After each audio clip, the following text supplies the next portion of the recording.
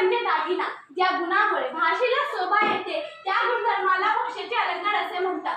उदाहरणार्थ क्रांतीवीर भगतसिंग वाघासारखा शूर होता. अलंकाराचे दोन प्रकार पडतात, शब्दालंकार आणि अर्थालंकार.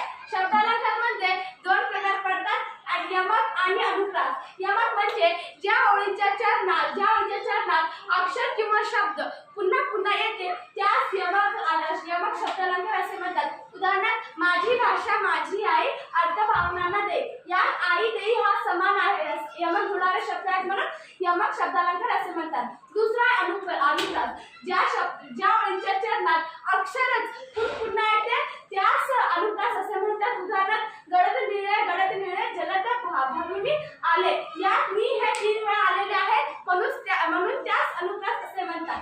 अर्थालंकारचे एक प्रकार पडतात, उपमा. उपमा म्हणजे काय? दोन वस्तूंमधील साम्य सारखे वर्णन केलेले असते त्यास उपमा असे म्हणतात. उपमा ओळखण्यासाठी आपण असे शब्द पाहू शकता, सारखे, जसे, समान, परी.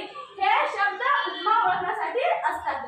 उदाहरणार्थ आई सारखे दैवत साऱ्या जगात नाही. यात उपमेय हा आई आहे आणि उपमान हे दैवत आहे. दुसरा उत्प्रेक्षा म्हणजे कल्पना. ज्या दोन वस्तूंची तुलना केली जाते त्यात पहिल्या वस्तू म्हणजे जणू दुसरी वस्तूच होय अशी कल्पना करणे म्हणजे उत्प्रेक्षा होय. यालाच उपमेय जणू उपमान आहे असे म्हणतात. उत्प्रेक्षा ओळखण्यासाठी आपल्याला शब्दात जणू, काही, की, गमे, वाटे, भाषा असे शब्द असतात.